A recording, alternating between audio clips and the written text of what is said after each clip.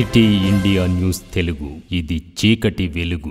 This year's theme, Science and Technology for a Sustainable Future, resonates deeply with the challenges and opportunities of our times.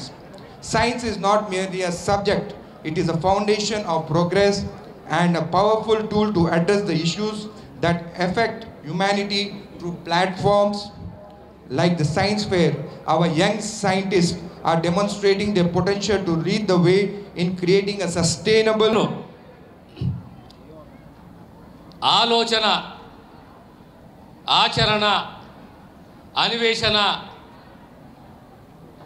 ఇవి కొత్త కావు. మనిషికి 64 కళలుంటే ఆలోచన, సృజనాత్మకత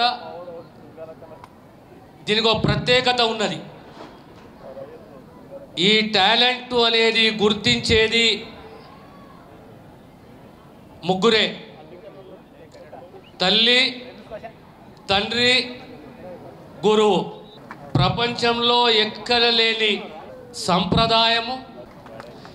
ఈరోజు నేను ఆ ఎగ్జిబిట్స్లో కొంతమంది పిల్లల టాలెంట్ చూశాను. పక్కకు గురువర్యులు ఉన్నారు.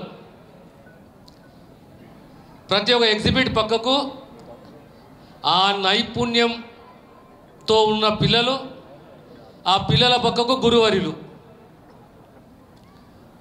ఆ సృజనాత్మకతను గుర్తించేది గురువర్యులు. ఈ సమాజంలో, పోటీ ప్రపంచంలో, ప్రత్యేక అభివృద్ధి చెందుతున్న భారతదేశం లాంటి మన సమాజంలో అన్నిట్లో ముఖ్యమైనది విద్య. విద్యార్థికి ప్రమాణంతో కూడిన విద్యను అందించాలి. ఆహ్లాదకరమైన వాతావరణం ఉండాలి. దానికి తోడు ప్రతి ఒక్క స్కూల్లో ఒక సైన్స్ ల్యాబ్ ఉండాలి. రెసిడెన్షియల్ కళాశాలల్లో, పాఠశాలల్లో అన్ని సౌకర్యాలు కల్పించాలి. ఇది మా బాధ్యత. ఈరోజు ప్రత్యేకంగా ఎన్సీఆర్టీ విజయవంతంగా ఈ కార్యక్రమాన్ని చేపట్టిన స్కూల్ ఎడ్యుకేషన్ డిపార్ట్మెంట్ని అభినందిస్తూ ఈ ఎగ్జిబిషన్ డిక్లేర్ చేసినాము. It is hereby declared that the state level science exhibition and Inspire Manak Award program was inaugurated.